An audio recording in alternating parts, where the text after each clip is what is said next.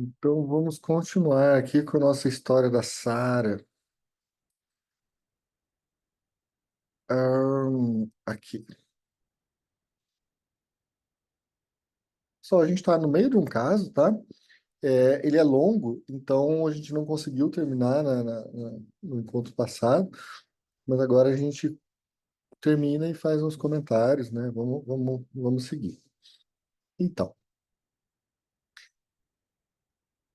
esse material, né, anterior, que já é da história da Sara, revela a ambivalência no que se refere à alternância dos mecanismos regressivos e progressivos que levam à independência. Uma parcela significativa do que ocorreu em seguida ficará sem registro, pois não pude fazer anotações. Conversamos com muita seriedade. Eu não sei se está pequeno para vocês aqui, gente. Vou tentar aumentar aqui.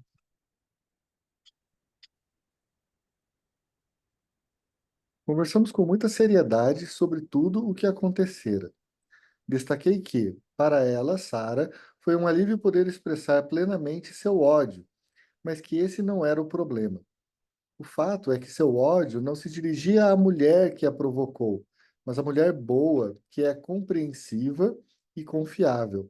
Tá falando daquela zeladora, né, da escola dela, aquela que, enfim, ficava trancada, até que a Sara teve uma crise, né, e jogou facas na porta, né? Não sei se vocês lembram disso, mas enfim, a gente vai lendo e eu acho importante quem pegou o caso só a partir de agora que veja o encontro passado, né, principalmente o final, que tem aí esse caso da Sara. Então, é a relação da mulher à provocação que desperta o ódio. Trata-se da mãe, que é especialmente boa, mas que deixa de ser boa, causando uma desilusão repentina.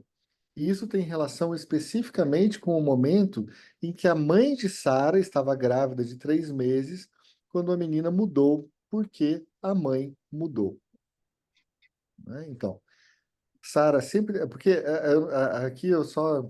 Para a gente contextualizar, né? Então, o Winnicott ele está falando que a Sara ele já tinha atendido quando ela era pequena, né? Ela era bebezinha. E aí, depois. Enfim, a mãe levou ela para o Winnicott justamente porque quando ela tinha ficado grávida e aí não podia mais segurar a Sara, né, porque ela estava grávida, então a Sara começou a apresentar alguns problemas, né, algumas dificuldades, umas angústias, e aí ela foi se consultar com o Winnicott. E aí depois ele vai atender ela muito tempo depois, quando ela está lá no final da adolescência, né? E aí essa Sara está com algumas questões que parece que remetem ao caso de quando o irmãozinho nasceu e ela perdeu o colo, mas agora se tratando dela já num outro momento da vida, né? Então, só que a Sara agora ela não está diretamente fazendo uma coisa contra a mãe, ela está fazendo contra essa figura materna que é a zeladora da escola, né? E aí ele está querendo entender o que está acontecendo, né? Então, vamos lá. Sara sempre deixava claro para mim que sua mãe real era a melhor mãe que ela poderia imaginar. Eu disse que sabia disso, mas que a desilusão repentina original havia incutido nela a convicção de que sempre que uma pessoa muito boa aparece, ela vai mudar e ser odiada, né? Então essa era a dinâmica que tinha acontecido com a mãe. Beleza. Entretanto, afirmei, eu sabia que Sara não conseguiria chegar a esse ódio e a destruição da pessoa boa. Estendi o argumento até mim também e disse: eu estou aqui e você me usou de maneira especial, mas seu padrão espera que eu mude e talvez atraia, certo? Bom, como eu disse para vocês no encontro passado, essa questão, que inclusive a gente já tinha lido, significa que, bom, na transferência, essa questão traumática que a Sara passou, não é, quando era bebê, possivelmente retornaria, assim como já tinha retornado com a zeladora da escola, possivelmente retornaria em relação ao analista, não é? Então, de início pensei que Sara não havia compreendido o argumento a respeito do padrão de expectativa, mas ela mostrou que o compreendera ao relatar sua experiência com o menino. Esse menino era maravilhoso. Sara contava com ele em todos os sentidos. Ele nunca a desapontava. Amara e ainda a amava. Porém, o Self, desesperançado dela, tentou estragar o relacionamento. Ela tentou não gostar dele, mas ele continuou gostando dela. Depois de 2 meses, ele disse: Nós não vamos mais nos ver, pelo menos não por enquanto. É ruim demais. Sara ficou chocada e surpresa. Então, ele foi embora e eles romperam o relacionamento. Ela percebia claramente que havia causado o relacionamento, não, que havia causado o rompimento por causa do delírio de que o rompimento viria do outro lado, em decorrência de uma mudança do rapaz. Ou seja, ela mesma foi capaz de metaforizar a interpretação que o Winnicott fez, ou seja, o Winnicott está dizendo, cara, toda vez que você for gostar de alguém, você vai ter esse padrão repetitivo, não é? Muito ligado à pulsão de morte, mas que o Winnicott não chama de pulsão de morte, mas tem a ver com o trauma e a repetição. E então, você vai reproduzir isso, inclusive comigo em análise. E quando ele fala isso, ela fala: você sabe que eu acho que você tem razão, porque quando eu comecei a namorar com o menino, parece que eu boicotei também o relacionamento, porque eu sabia que ele ia me abandonar. E ele não ia me abandonar, mas no fundo ele me abandonou mesmo, de tanto que eu perturbei esse menino. A questão é mais ou menos essa. Eu não sei se na clínica de vocês isso é comum. Para mim, olha, parece assim um percentual importante dos pacientes, essa dificuldade em deixar de lado os padrões traumáticos, não é, da infância e de períodos mesmo pré-edípicos, mas que voltam a se repetir nos relacionamentos, não é, de uma forma que parece assim um pouco bizarra, né? Então, quer dizer, os meninos não iam terminar com ela, né? As pessoas não iam odiá-la, não iam... Mas como ela tinha vivido esse trauma em relação à mãe, que na interpretação da fantasia dela, quando ela era pequena, parece que ela se sentiu completamente desamparada. E esse desamparo, que inclusive ela narra num sonho lá atrás, que ela fica então no alto de uma torre e não tem nada que a segure, parece que ela vai cair, não é? Ela lembrava então dessa ideia de que ela não tinha mais os braços da mãe para acolhê-la, né? Então, essa ideia do holding que ele traz, e aí ele fala, bom, é um padrão de repetição. Beleza. Apontei o fato de que isso seria a repetição de algo que ela teme, mas espera. Olha, teme, mas espera, já que é algo que se tornou parte dela e que se baseia no fato de que sua mãe e seu pai fizeram amor e sua mãe engravidou quando ela tinha apenas 1 ano e meio. E quando tinha 1 ano e 9 meses, não soube lidar com a mudança na mãe, convencendo-se de que tudo que é bom sempre muda, causando ódio e vontade de destruir. Bom, eu acho que aí tem uma questão que parece interessante, que é o seguinte. Vocês podem pensar, tá, mas será que precisa ser tão traumático assim, só porque nasceu um bebê? Poxa, aconteceu isso comigo e eu não tenho esses padrões de relacionamento. Mas é que aí a gente está falando que a questão do trauma, não é? Desde o Freud, a ideia é, não importa o que aconteceu de verdade. O que importa é a maneira como a fantasia se criou em relação àquele tema específico. Ou seja, por melhor que a mãe fosse, fantasia de Sara poderia então interpretar dessa forma como de fato ocorreu, né? Ela seria sempre desamparada. E aí, bom, mas se ela seria sempre desamparada, então não seria o caso de ela ser uma pessoa assim mais carente, mas ela buscar um acolhimento e tal? Não. O problema aí não seria ela ter alguém mais para ficar cuidando dela. O problema é que seria doloroso demais que ela tivesse alguém e esse alguém a deixasse novamente. Então, Sara pareceu compreender isso tudo e agora estava se acalmando.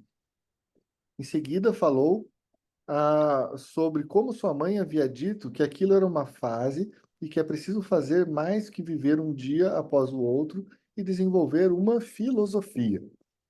Ela continuou falando sobre o brilhante David. Ele é um cínico, mas o cinismo não serve para mim, afirmou. Não consigo entender. Confio naturalmente nas pessoas, só que fico deprimida. David estava me contando sobre existencialismo e é incrível o quanto isso me incomoda. Minha mãe me explicou que as pessoas acreditam que encontraram uma filosofia perfeita e, em seguida, jogam tudo fora e começam outra vez. Eu quero começar. Não quero viver como um vegetal. Queria ser menos egoísta, mais generosa e perceptiva. Seu ideal era muito diferente do que ela encontrava quando olhava para si mesma. Eu disse: Ok, mas gostaria que você soubesse que vejo algo que você não enxerga. Você tem raiva de uma mulher boa e não de uma mulher ruim. A mulher boa se torna ruim, não é? Ele faz uma interpretação, né, para entregar para Sara. O que a Sara fala? Você está falando da minha mãe, não é? Mas a minha mãe é tudo para mim agora. Ou seja, ela não entende muito bem, porque ela está falando, cara, tá, minha mãe é uma pessoa que eu acho ótima, claro, porque ela não podia ver na mãe essa pessoa ruim. Então, o que que ela faz? Ela projeta nos outros relacionamentos esse padrão de que vão deixá-la. A mãe não pode deixá-la. Então, quem vai deixar a Sarah vão ser as outras pessoas. E aí o Winnicott diz: sim, no padrão do sonho está presente o fato de você não se lembrar de ter destruído sua mãe boa e confiável. Seu papel será viver alguns relacionamentos que dão meio errado. Você vai ficar meio brava e meio desiludida, mas no final, todo mundo dá um jeito de sobreviver. Parecia que havíamos terminado, mas Sara se estendeu e disse: Mas como faço para parar de chorar desse jeito? Ela contou que, na verdade, havia chorado por muito tempo enquanto falava comigo, mas que segurara as lágrimas. Do contrário, eu não conseguiria falar.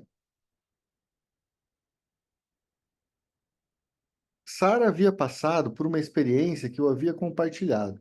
Parecia estar aliviada, embora nós dois estivéssemos cansados. Lembra que o Winnicott ele faz aquelas sessões mais longas, né? Que ele não coloca assim o tempo que vai ser a sessão. Perguntaram quanto que vai durar a sessão da Sara. Ele falou, não sei. Talvez 1 hora e meia, talvez mais, eu não sei, talvez menos. Então, é que eu gosto de brincar que a sessão do tempo lógico do Lacan ela é sempre para menos, né? A do Winnicott é sempre para mais. É um negócio diferente. Então, mas enfim, é claro que também isso é só uma brincadeira, né? É claro que a do Lacan pode ser para mais também. Então, ao final, ela perguntou: Bom, então o que eu devo fazer? Volto de trem essa noite para a escola? O que vai acontecer? Se eu não estudar, serei expulsa e serei má com o David e meus amigos. Mas, então eu disse: Bom, resolver tudo isso é mais importante que aprender história e outras matérias. Então, o que você acha de ficar em casa até o fim do semestre? Será que sua mãe gostaria disso? Ela disse que era uma ideia muito boa e que, obviamente, já havia pensado nisso. A escola enviaria as lições para ela e, no sossego do próprio lar, ela poderia refletir sobre as coisas que havíamos conversado. Então, combinei isso com a mãe. Combinei isso com a mãe e com Sara presente na sala. Por fim, Sara disse para mim: Acho que deixei você exausto. Interessante.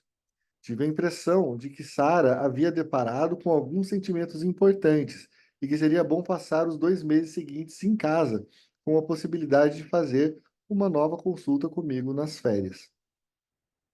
Também tem isso, né, gente? Ele faz essas sessões longas, mas muitas vezes, nos casos do Winnicott, a gente vê que ele atende, assim, com um espaçamento muito grande entre algumas consultas, né? Inclusive, essa menina ele tinha atendido quando ela era bem pequena. E aí, agora, ela já era, né, uma adolescente e tal. Então, como resultado, essa consulta terapêutica, e aliás, aqui é o nome interessante, porque é uma consulta terapêutica, não quer dizer que ela estava fazendo terapia com o Winnicott, né? Não tá, isso é importante, fez Sara desejar passar por um tratamento psicanalítico. Em vez de voltar para a escola, ela começou a análise plenamente cooperativa ao longo dos 3 ou 4 anos de tratamento. Posso dizer que o tratamento foi concluído naturalmente e podemos considerá-lo bem-sucedido. Aos 21 anos, Sara estava se saindo bem na universidade e cuidava da própria vida, demonstrando estar livre das intrusões paranoides que a levavam a estragar bons relacionamentos. Adendo. Poderia comentar meu próprio comportamento nessa sessão específica. Ao que parece, boa parte de minha verbalização foi desnecessária. Mas é preciso recordar que, naquele momento, eu não sabia se aquela seria a única ocasião em que poderia ajudar Sara, né? Ou seja, se fosse uma terapia e ele soubesse, ele talvez não tivesse feito tantas intervenções. Mas como era uma consulta terapêutica, bom, essa consulta terapêutica, então, ele poderia se arriscar mais, não é? Porque ele só poderia, às vezes, era a única chance que ele tinha de fazer alguma coisa, né? Então, ele está se explicando de por que que ele foi tão falador nessa sessão. Tá. Se soubesse que ela passaria pelo tratamento psicanalítico, teria falado muito menos, limitando-me a mostrar que o que eu estava escutando, que eu estava escutando o que ela tinha a dizer, que percebia o que ela sentia e que por meio das minhas reações poderia conter sua ansiedade. Assim eu teria sido mais como um espelho humano, tá? Então, gente, olha só. Eu quero saber o seguinte: vocês entenderam o caso da Sarah?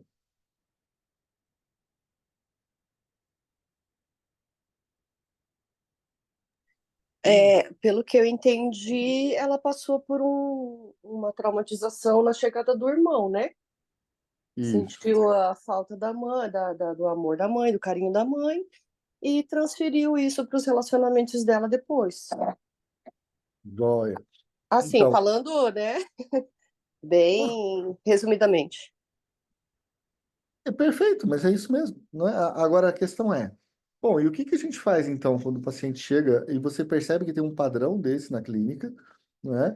E que você está vendo que a pessoa tem uma dificuldade em parar de repetir determinados padrões que, por exemplo, a deixam muito insegura no mundo.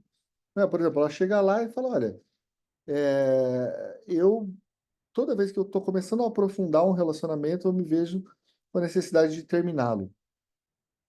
Não parece meio. Tá, mas é estranho, né? Então, eu queria que a gente conversasse sobre isso rapidamente. Então, o que que vocês acham que a gente faz? Né? Qual que é a ideia do analista, então, para a gente tentar buscar, tá, mas de onde vem? A gente continua ouvindo, e a gente ouve as relações que ela vai fazendo. E a gente ouve, então, essas cadeias, né? Que vão levando, então, essas representações que ela vai fazendo, até que a gente perceba, então, isso parece com o mesmo padrão que ela já vem enfrentando desde que ela é muito pequena. Ou seja, ela foi construindo a sua subjetividade com base nessa desconfiança no outro. Portanto, é preciso que a gente encare isso de frente e a gente perceba, inclusive, como que isso vai se dar na transferência. E quando isso se der na transferência, a gente vai ter uma chance de analisar essa transferência, fazer uma interpretação e buscar, então, que a gente consiga alguma transformação ali que não seja cognitiva, mas seja mais, talvez, afetiva, né? Ou seja, a confiança, de certa forma, ela é muito mais afetiva do que cognitiva, percebe? Não é assim, eu estou vendo que essa mulher, ela assim, eu preciso confiar nela. Bom, as pessoas sabem quem que elas podem ou não podem confiar, a parte cognitiva parece que fica muito tranquila. A questão é, poxa, por que que mesmo as pessoas que eu até acho que eu poderia confiar, eu não confio?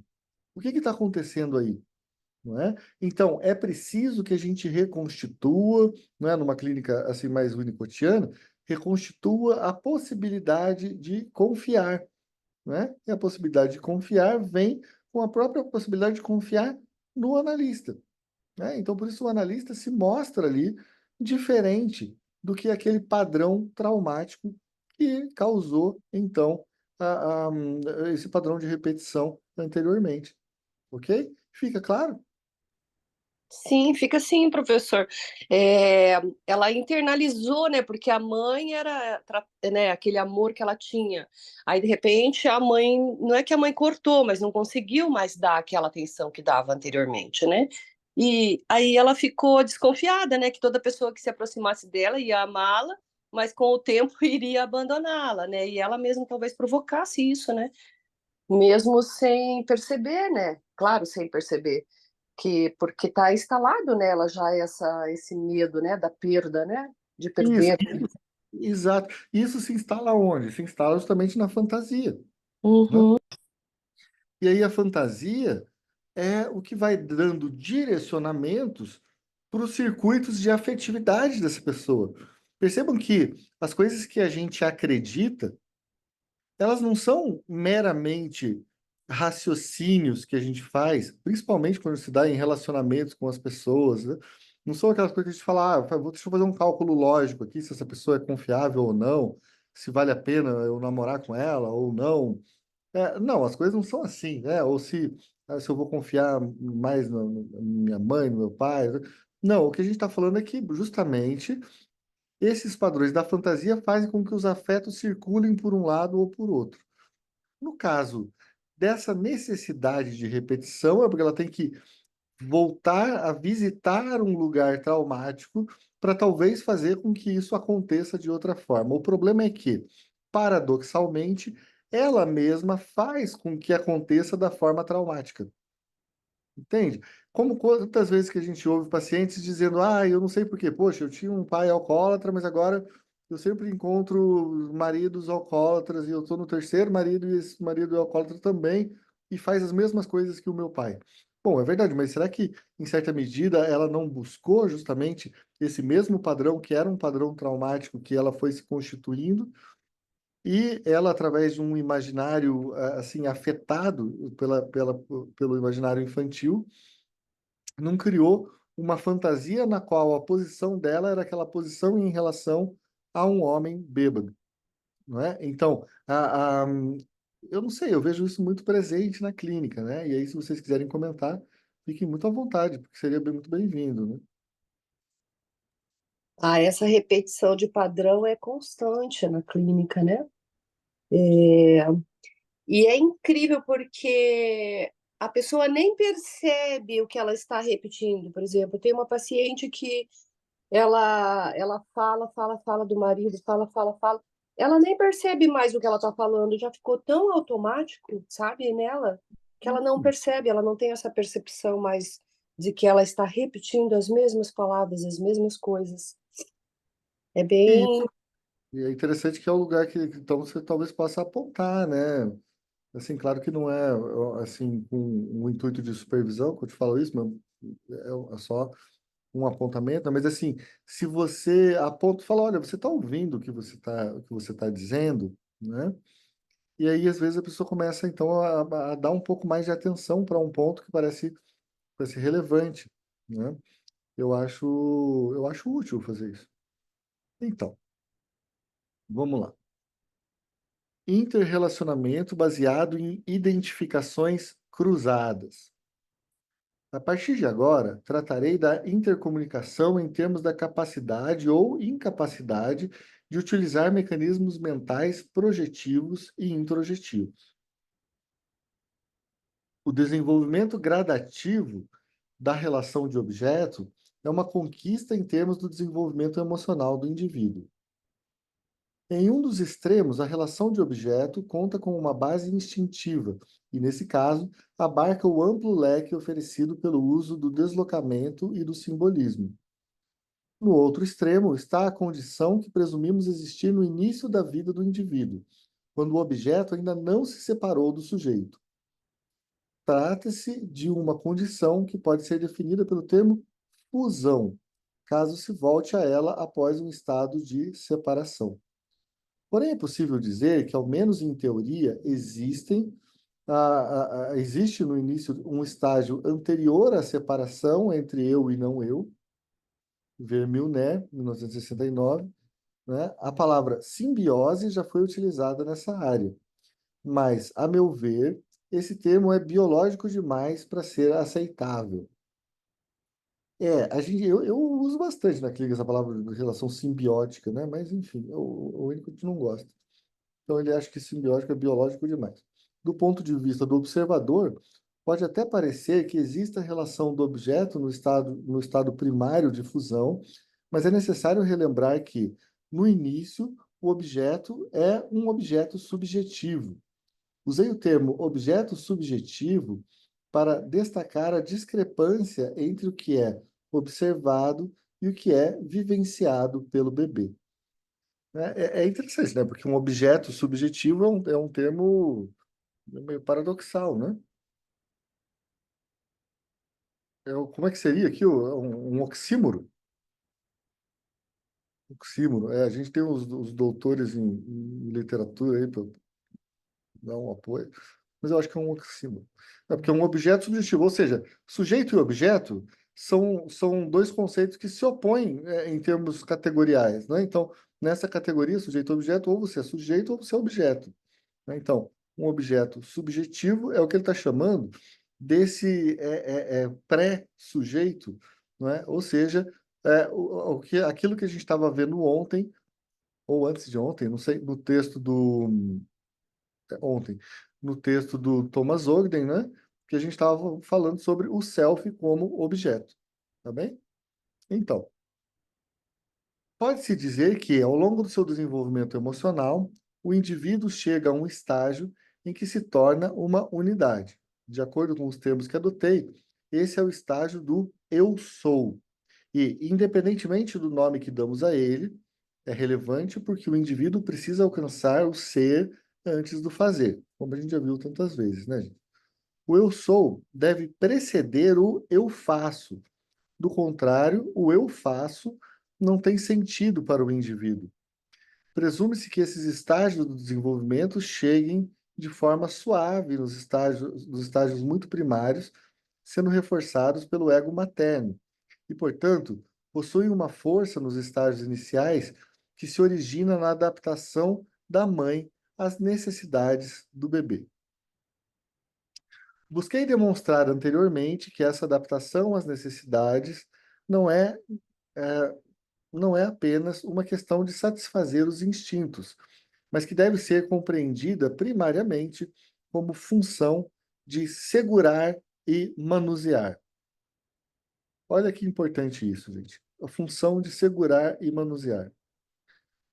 Eu vou ler inteiro aqui essa parte. Busquei demonstrar anteriormente que essa adaptação às necessidades não é apenas uma questão de satisfazer os instintos, mas que deve ser compreendida primariamente como uma função de segurar e manusear, né?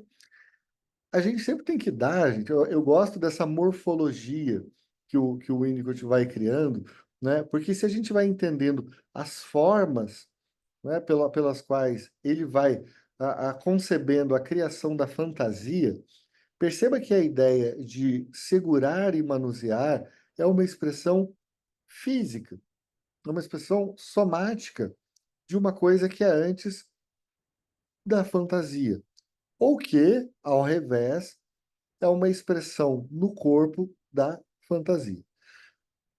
Então, no desenvolvimento saudável, desculpa, gente, essa semana tá dureza. No desenvolvimento saudável, a criança em desenvolvimento se torna gradativamente autônoma, conseguindo assumir a responsabilidade por si mesma, independentemente de um apoio altamente adaptável do ego. Naturalmente, ainda existe vulnerabilidade no sentido de que um grande fracasso ambiental pode resultar na perda da habilidade recém-adquirida pelo indivíduo de manter sua integração e independência. O estágio ao qual me refiro como eu sou está intimamente ligado. Olha, gente, que importante isso aqui. Eu acho muito importante a gente fazer um cruzamento agora muito consciente com a Melanie Klein. Por quê que é muito consciente? Porque o próprio Winnicott está ele mesmo fazendo. Então vamos ver em que termos que essa separação, não é, que permite o movimento do eu sou tem a ver com o que a Klein chama de posição depressiva. Vamos lá. Então, o estágio ao qual me refiro como eu sou está intimamente ligado ao conceito de posição depressiva de Melanie Klein. Nesse estágio, a criança pode dizer: eu estou aqui. Eu sou o que está dentro e o que está fora é não eu. Percebe? Isso acontece na posição depressiva. Qual que é a outra posição? A posição esquizoparanoide.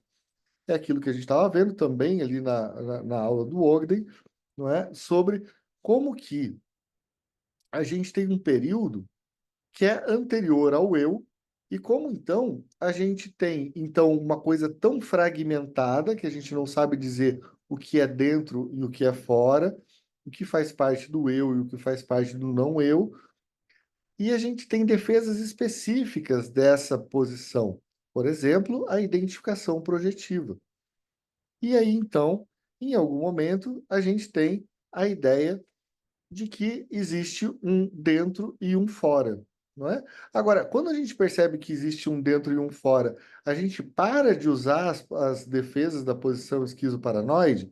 Não, a gente não para, a gente continua usando sempre. Então, por isso que é posição e não é fase, porque a gente não supera a fase da posição esquizoparanoide quando chega à posição depressiva.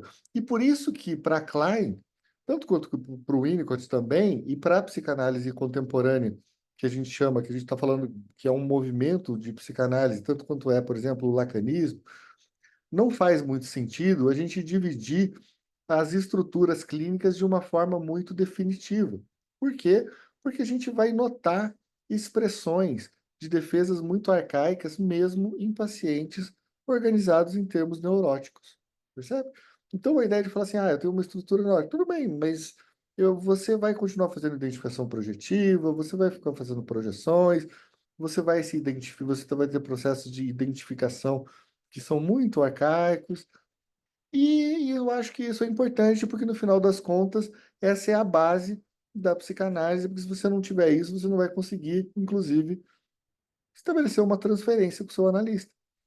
Porque a transferência com o seu analista você vai fazer justamente porque você cria um vínculo, de certa forma, um vínculo arcaico, né, que com o tempo vai se desmassificando e vai fazendo com que, bom, o psicanalista é só mais um outro cara, uma outra mulher, enfim, é uma pessoa e eu também sou uma outra, e no final das contas a gente se separa, assim como mamãe e bebê se separam em algum momento da vida.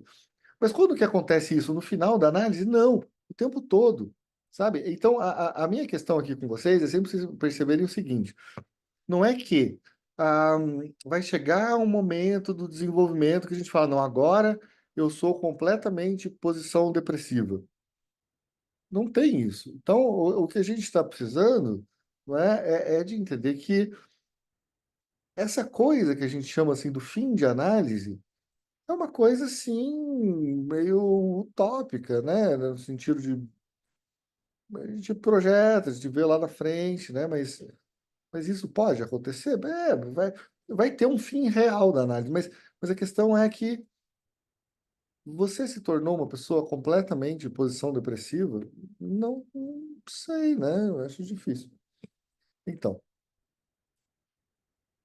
as palavras dentro e fora se referem simultaneamente à psique e à soma, pois presumo aqui uma parceria psicossomática satisfatória, que, obviamente, é também uma questão de desenvolvimento saudável. Além disso, a mente deve ser considerada de forma isolada, em especial à medida que se torna um fenômeno cindido do psiquessoma, né? Então, a questão é que, para o Winnicott, ele fala muito do psiquissoma, né? Ou seja, é uma coisa. Somos nós nessa complexidade. Mas a gente tende a fazer uma cisão entre o que é corpo e o que é mente, né? Então, isso é uma cisão, né, que é artificial e justamente é um artifício, não é, de uma defesa de cisão nossa.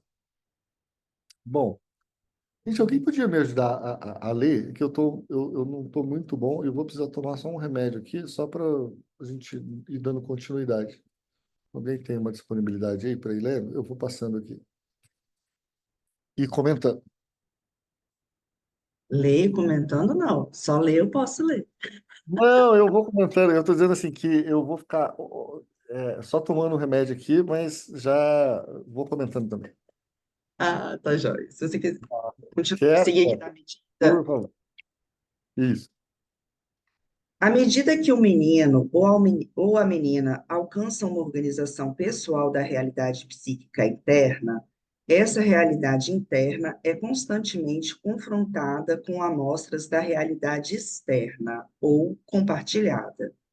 Nesse momento, uma nova habilidade se desenvolve na relação de objeto, baseada no interjogo entre a realidade externa e amostras da realidade psíquica pessoal. Essa habilidade se reflete no uso de símbolos por parte da criança, no brincar criativo e, conforme busquei demonstrar, na crescente habilidade dela ao utilizar o potencial cultural disponível em seu ambiente cultural imediato. Ver capítulo 7.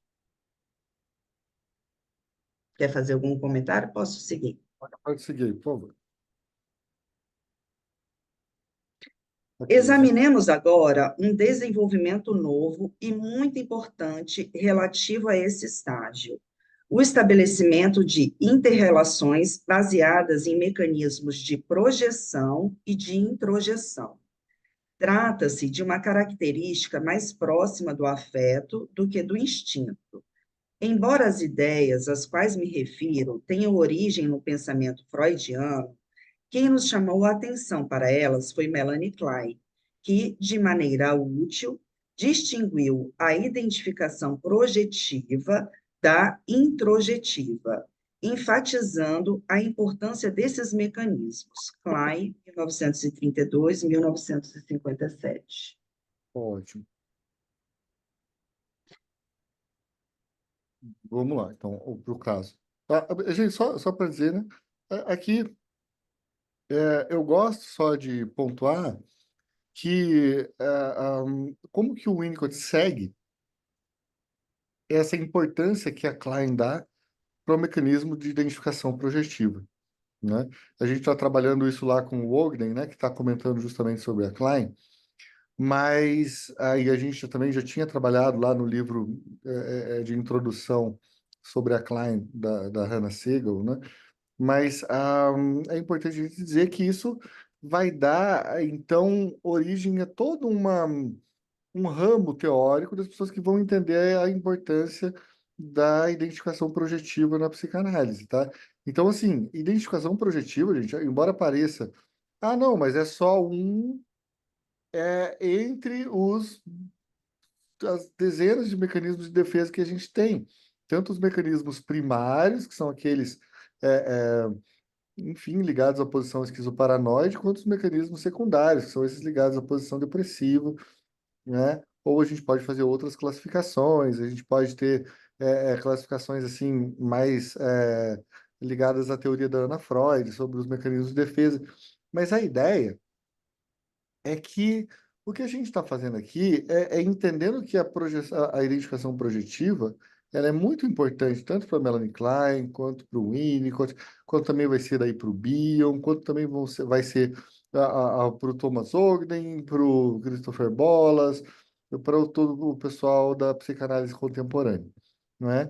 Agora, eu não sei, eu não sou realmente um estudioso de Lacan, né? Embora eu goste, né? Então mas eu não sei como que isso se dá no Lacan, a ideia da identificação projetiva, se isso tem uma importância comparável com o que tem aqui no Winnicott, né?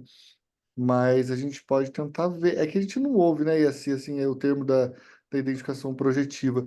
O que a gente pode tentar, talvez, é entender como que o Lacan recria isso em seus próprios termos, né? Que eu acho que de fato é o que ele faz, né? Para a gente não dizer assim, não está presente no Lacan. Não, é que eu acho que deve estar presente. Eu acho que, assim como para o Winnicott a gente não fala pulsão de morte, né?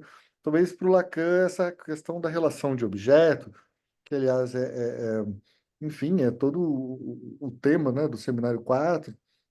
Bom, mas e como é que ele vai fazer então, não é, com essa ideia da identificação projetiva? Ou seja, O isso não. O Hã? Ferenczi também, né? Quando ele, né, pensando aqui na identificação projetiva, né, por exemplo, no caso de abusos e tal, né, quando a vítima se identifica com a culpa que teoricamente o agressor deveria sentir, né? E Então, aí, é que na verdade, você tem toda a razão, mas assim, ao mesmo tempo, quem de fato trabalha o termo identificação projetiva, embora que, assim, claro, preferência tem toda a questão da introjeção, da projeção, tudo isso, mas isso já havia sido descrito de qualquer forma, de alguma forma, mas ele dá um requinte a mais.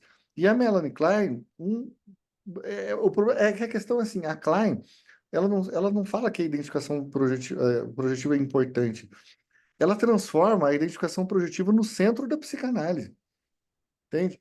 Ela é tão importante, mas tão importante, que justamente a prática clínica toda é baseada na identificação projetiva, entende? Então, o que eu estou dizendo aqui para vocês são formas diferentes de a gente trabalhar. Se você coloca a identificação projetiva no centro ou não. Por quê? Porque isso também altera o papel da contratransferência.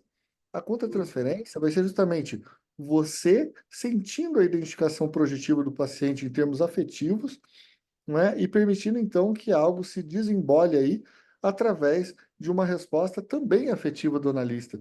Ou seja, não é uma resposta meramente em termos de o analista ali funcionar como semblante, né, ou como assim uma tela vazia, não é como um espelho. Agora vejam só, o Winnicott mesmo acabou de usar esse termo de um espelho subjetivo ali quando ele está fazendo as considerações sobre o caso da Sara ali acima, né? Então, quer dizer, claro que eles, de certa forma, concordam, mesmo o Lacan e o Winnicott, sobre essa ideia de que o analista deve interferir o mínimo possível, ter essas coisas, mas tem por trás disso uma questão teórica, não é? E eu acho que seria muito interessante uma pesquisa dessa, que seria assim, o que é feito da identificação projetiva para o Lacan, por exemplo? Então, para quem gosta de Lacan, eu acho que isso daria um bom artigo, inclusive, sabe? Onde é que vai parar a identificação projetiva para o Lacan? Como que ele soluciona isso que acontece em termos transferenciais se ele não usa o termo identificação projetiva, né? Daí é ver que voltas que ele dá na teoria dele para que isso funcione. Pode ser? Então, assim, eu acho que é um trabalho interessante. Se alguém quiser fazer, daria um bom artigo. O Então, termo eu acho que não tem mesmo, ele não usa esse termo. Eu estou procurando no index aqui, mas acho que nos escritos eu também nunca vi. pois é, né? E não Mas é eu um não sei, termo. estou procurando. Aham. A gente pode fazer esse trabalho, pois seria interessante. É que é uma coisa que eu estou curioso agora, sabe? Como é que isso se resolve? Porque essas defesas, né? Eu acho que projeção, essas coisas, tudo isso tá no Lacan, né? Porque é uma coisa tão freudiana, eu acho difícil que ele escape. Mas, Ele está falando de defesa, eu acho que no seminário 1 que a gente está lendo, né? E depois ele vai no seminário 4 que é relação de objeto, ele isso. vai falar principalmente da entrada do sujeito no simbólico, né? Porque daí ele vai desenvolver a teoria do Édipo dele, né? Aham. E então acho que talvez seja mais ou menos o caminho para entender por que essas identificações aconteceriam no sujeito.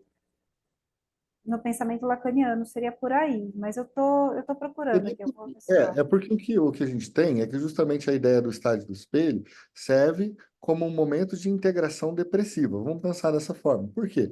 É quando, então, alguém que, vamos dizer, é vivido, não é, pelo isso, como a gente estava falando ontem no Thomas Ogden, de repente, não, começa a criar um, um eu que tem um corpo completo e tem um dentro e tem um fora. Ou seja, seria dessa fase dos 6 meses a um ano e meio, porque o Lacan fala isso em relação ao estágio do espelho, se eu não me engano, mas que, aliás, eu acho que seria até coincidente com, em termos cronológicos, né? Porque não é bom fazer isso, mas ao mesmo tempo é difícil escapar. É, é, por quê? Porque é interessante pensar que nesse período da vida é quando, então, em termos desenvolvimentais, né, a gente consegue imaginar a criação de um dentro e um fora. Ou seja, o que eu estou querendo dizer aqui é quando a gente vai constituir essa pele psíquica que divide um dentro de um fora, tá? Então, eu acho que para o Lacan fica claro que ele desenvolve isso no estágio do espelho, né? Sobretudo no seminário 2, mas também a gente pode pensar como que isso vai se dar para os outros autores, inclusive aqui para Klein e para o Winnicott, né? Inclusive, né, o estádio do espelho, ele vai coincidir com o primeiro tempo do Édipo, no Lacan, que daí é explorado no seminário 4. Então, realmente, é tudo na mesma época, se você Sim, for pensar. É tudo o mesmo evento. isso. É que a questão aqui é Tá, a gente está falando assim, da transformação do eu sou vivido, né? Porque eu sou o mundo, então é isso, a onipotência infantil, período do narcisismo primário. É isso que a gente está dizendo com todos os autores, desde o Freud até todos, qualquer um de psicanálise que siga o Freud, a quanto.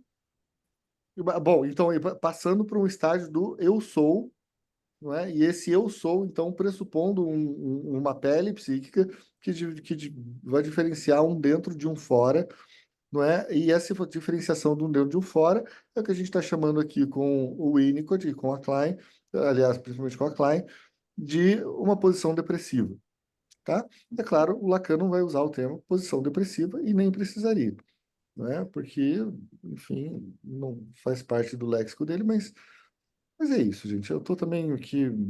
Talvez a grande diferença aí, né, do Lacan com a escola inglesa em geral seja a compreensão do sentido da contratransferência, né? Assim, o Lacan, ele contesta absolutamente, assim, a ideia da contratransferência e tem muito estudo sobre isso, sim. E É. aí, é claro que a abordagem psicanalítica, né, a clínica vai ser muito diferente numa perspectiva lacaniana dessa perspectiva winnicottiana ou kleiniana e tal, e E etc, outra né, assim. coisa é da análise das defesas, né? Que também que é bem combatida pelo Lacan, né? Tipo, a gente não vai trazer as defesas para análise, a gente não vai analisar as defesas, Aham. né? Então, eu acho muito interessante pensar. Quando às vezes eu ouço, né, as leituras do Winnicott, eu fico pensando que tem alguns termos, né, que nem quando ele fala que nesse primeiro tempo que é suposto. Lacan fala exatamente isso, um primeiro tempo que é suposto, né, que é um Uhum. tempo mítico, que é um tempo do qual a gente não sabe, que a gente supõe que essa criança está completamente em simbiose, para usar o termo, né, com a mãe. Uhum. E também tem uma coisa que agora eu estava pensando, que logo no começo, né, na primeira fase do estágio do espelho, a primeira sensação seria a agressividade contra aquele ser que você vê inteiro, né, no Uhum. espelho. Depois tem o transitivismo e depois a identificação. Então a gente tem também três fases, né, e também existe uma identificação com esse ser pelo qual o primeiro sentimento foi agressivo, que é o Perfeito. outro. Claro. Ótimo. É isso aí. Eu acho que a grande questão aí de pensar a identificação projetiva nesse sentido de comparação, né, de uma psicanálise comparada, vamos pensar assim, é o seguinte, é a ideia de que ah, eu estou dando muita importância aqui na questão afetiva. Porque, para mim, quando eu estou falando em termos de defesas esquizoparanoides, eu estou falando de defesas que elas não têm absolutamente nada a ver com as defesas do ego, porque isso é uma coisa pré-egóica.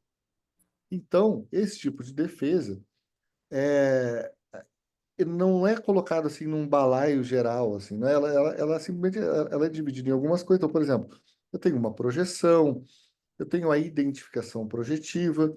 E a identificação projetiva ela é muito curiosa porque ela é o que possibilita para esses autores a formação do eu. Se não tivesse identificação projetiva, a gente não teria como, é, é, é, nesse vai e vem com a mãe ou com o ambiente, eu não teria como formar justamente um eu, uma separação Uhum. entre dentro e fora, não é? Então, mas aí que tá. A ideia é que, como a gente tem uma psicanálise um pouco mais maternalista aqui no Winnicott, na Klein e tudo mais, a ideia é que justamente o que retorna da mãe me transforma, entende? Então, a mãe é esse grande espelho, assim, né? Então, mas a mãe mesmo, e a figura mãe, eu acho que tem uma importância de ser utilizada, porque ela não é um espelho qualquer, ela é um espelho afetivo. Entende? Uhum. Então, a ideia do afeto, e é por isso que o André Green vai criticar, de certa forma, o Lacan, por dizer que o Lacan não enfatiza muito a questão do afeto. Ele escreve um livro inteiro sobre isso. E aí, claro, os lacanianos não gostam e falam, não, falou do afeto sim e tal, porque tem uma série de coisas. Mas falou, mas percebe que o termo afeto não é muito utilizado na literatura lacaniana, não é assim. Uhum. Então, É. então assim, dificulta um pouco, né? Porque dificulta assim para. Porque, por exemplo, eu vou falar assim claramente para mim, o que que acontece? Eu acho que me ajuda demais para pensar a clínica, imaginar as defesas e interpretar as defesas, mesmo que eu não comunique ao paciente. Mas se eu entender o que tipo de defesa que está acontecendo, eu acho que isso me ajuda muito em termos clínicos, né?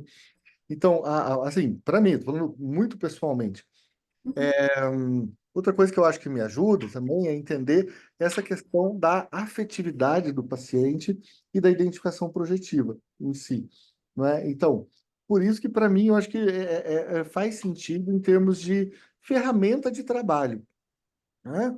Ah, a gente pode pensar isso em outros termos, não é? Mas eu não sei, eu acho que eu me sinto um pouco sem ferramentas dentro do lacanismo, que parece que daí, então, o melhor que eu posso fazer é o mínimo, é o mínimo, sabe? Eu tenho que tentar ali acompanhar, pontuar alguma coisa, mas eu não sei. E aí eu entendo a ideia de que tem, sei lá, a questão toda de estilo, você vai ter psicanalistas lacanianos que são super afetivos, afetuosos, sei lá o quê, mas é diferente a maneira como você está trabalhando mentalmente enquanto analista. Por mais que se pareça, quando você vai no analista lacaniano e você vai no analista kleiniano, você não nota uma grande diferença em termos de operação. O que um está fazendo e você está vendo de fora, parece que não é tão diferente do que o outro está fazendo. Parece que as diferenças de estilo são muito mais marcantes do que as diferenças teóricas. Mas eu acho que, em termos teóricos, e aí justamente a direção do tratamento, tudo isso, vai acabar sendo diferente mesmo, para uns e para outros, não é? Então, por causa do background teórico que cada um vai ter, sabe?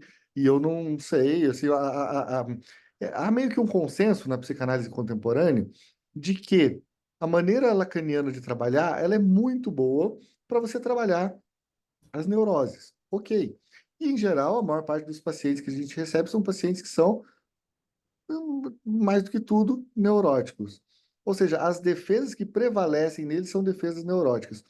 A questão que a gente está colocando aqui é que, e se a gente pensar que, mesmo para os pacientes neuróticos, você vai ter também uma série de acometimentos por defesas que são pré-neuróticas, entende? Ou são não neuróticas, como, por exemplo, a identificação projetiva, a projeção, uma série de coisas, e então você começa a pensar o funcionamento das defesas desse sujeito, não como defesas que têm a ver com a linguagem e a maneira como Freud descreve, né, no Inibição, Sintoma e Angústia, com o lançamento de sinais de angústia que vão formar recalques. O recalque seria talvez a defesa secundária mais importante, né, do ego. Mas o recalque, ele depende do quê? De uma formação simbólica, não é? E, sobretudo, de mecanismos, é isso, de mecanismos simbólicos que estão organizados no ego. Se você não tem ego, você não tem recalque. Porque quem faz o ego, quem faz o recalque é o ego. E, aliás, o ego mesmo é uma estrutura, que é uma organização de recalques, não é? Então, o que eu estou dizendo para vocês, gente, é que são formas diferentes de olhar para o problema, que responde coisas diferentes, né? E eu não vejo problema de que as teorias conversem. Mas a gente precisa pensar que se tem um ponto que separa as duas teorias, é justamente a importância que a Klein coloca na identificação projetiva como mecanismo de processamento das representações de coisa que ainda não podem se tornar representações de palavra. Isso, tá? É isso. Outra coisa que eu Professora, tenho. Pois não? desculpa, pensei que tinha terminado.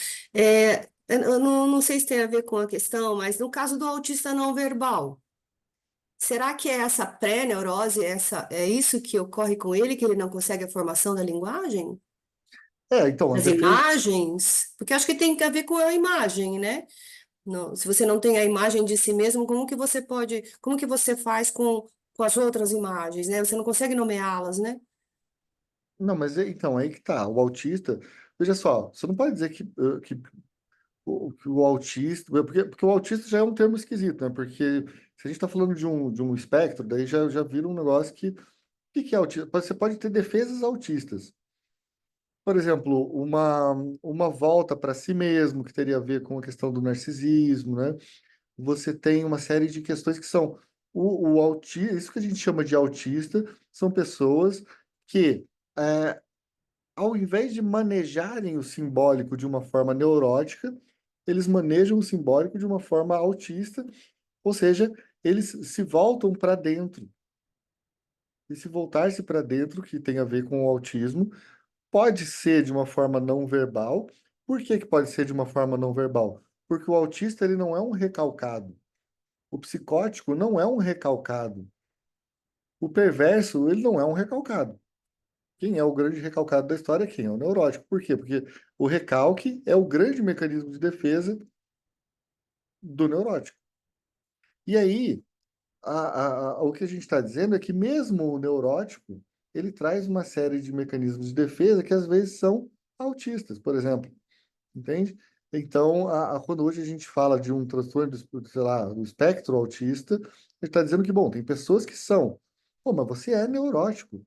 Mas ao mesmo tempo você tem traços autistas. Claro, porque essa defesa que a gente vê num autismo que é suposto, que é assim, aquele autismo mais grave, né? Porque a pessoa então não é verbal e tudo mais. Bom, isso é uma questão. Mas ele não impede que uma pessoa neurótica tenha traços autistas, entende? Traços autistas, por quê? Porque usa defesas que são defesas que têm a mesma estrutura das defesas dos autistas, que a gente chamaria de, sei lá, autistas graves, né? Uma coisa vale para a psicose, né? E é interessante pensar no autismo. O autismo é o quê? Ela é uma parte da psicose? O autismo é uma quarta estrutura? Depende do autor, né? Você tem várias classificações aí para o autismo também. Mas, de fato, o autismo é uma classe, seria uma estrutura, se a gente quiser pensar como estrutura, seria uma estrutura não neurótica, né? Porque a estrutura, todas as neuróticas são baseadas justamente no recalque, e para ter recalque, você precisa ter o simbólico e a criação, então, da estrutura do eu. Percebe? Concordam comigo, gente? Como é que tá? Sim, sim, professora, é que a gente está tentando estudar essa questão do autismo não verbal, né? E Uhum, parece que isso está realmente muito ligado com tanto com o narcisismo, né, e com essa questão que o professor colocou agora, né, que ele não recalca, não cria, não tem essa, não sei essa valoração mesmo das imagens e não consegue transformar isso em linguagem, né? Então uhum, parece que fica aquele turbilhão dentro da cabeça onde ele não consegue organizar nada disso. Mas é bem difícil essa questão do autista não verbal, assim, eu estou tentando entender, sabe? Mas uhum. obrigada, muito boa a sua explicação. Bom, gente, que bom. Olha, então, pessoal, é isso. Alguém gostaria de fazer mais algum comentário, alguma coisa? Não? Tá ok? Então tá jóia. A gente se vê amanhã daí lá no. Eu queria só falar uma coisinha aqui, rapidinho, que quando você estava lendo o caso ali do Winnicott me ocorreu, mas que não é exatamente sobre esse caso, mas é que ele meio que Hã? fica ali no, num superego meio rígido ali, com aquela questão dele ter usado uma técnica ativa ali com aquele caso, porque ele não sabia se a mulher ia continuar ali ou não e tal, e aí ele fala demais e não sei o quê. Às vezes, né, na clínica, eu não sei, intuitivamente, mesmo em casos que a pessoa já está em processo, né, canalizando, você sabe que canalizando vai continuar, mas você percebe que há uma certa urgência, e aí também muitas diferenças de abordagem entre escolas e filiações teóricas, mas pelo menos como eu percebo assim a importância de uma elasticidade da técnica, né?